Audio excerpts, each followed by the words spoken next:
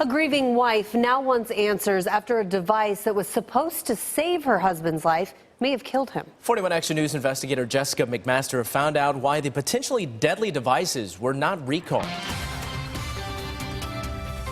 It's used to save lives, but this blood clot filter called the Recovery has been associated with nearly 30 deaths. Kathleen Benzing says her husband is one of them. I miss him horribly. A husband, father, and a grandfather. Eugene Benzing was a family man who loved to play the bagpipes. But with all the joy in his life, there was something he still needed to accomplish.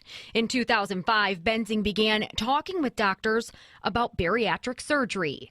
But because a prior pulmonary embolism put him at risk for blood clots, his surgeon only agreed to the operation if Benzing was implanted with the Recovery blood clot filter. The device was supposed to break blood clots up and prevent them from going through his body, but that's not exactly what happened.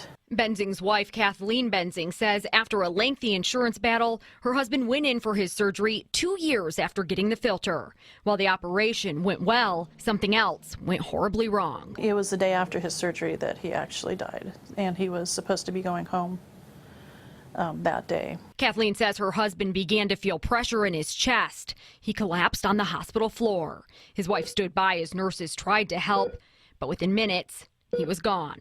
I just relived it over and over and over again, and for months the only thing I could do was try and figure out how to get that out of my mind. According to the autopsy, Benzing died when the filter that's supposed to stay put traveled to his heart.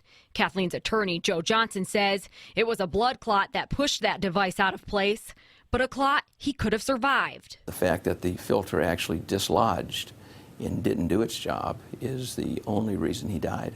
Johnson represents hundreds of others with similar stories. According to government data, the filter has been linked to at least 27 deaths and 300 problems.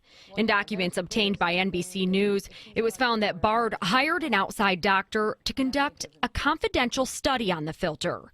It found the Recovery had higher rates of relative risk for death, filter fracture, and movement than all its competitors. Instead of issuing a recall for the Recovery, Bard sold about 34,000 of them before coming up with a replacement. Mr. Benzing actually was implanted with the Recovery filter approximately 1 month after the new and improved filter was available. And in spite of that, Bard never went to the hospitals and removed the old devices from the shelves. The 41 Action News investigators placed calls into Bard, but they went unreturned. I loved my husband so much. When he died, he was everything to me. They need to take responsibility for a product that they knew there were problems with. Bard issued a previous statement that in part reads, Bard is committed to ensuring the safety of our devices and the patients we serve. Bard filters undergo a thorough battery of testing in compliance with federal law and are evaluated by the U.S. Food and Drug Administration. I'm investigator Jessica McMaster, 41 Action News.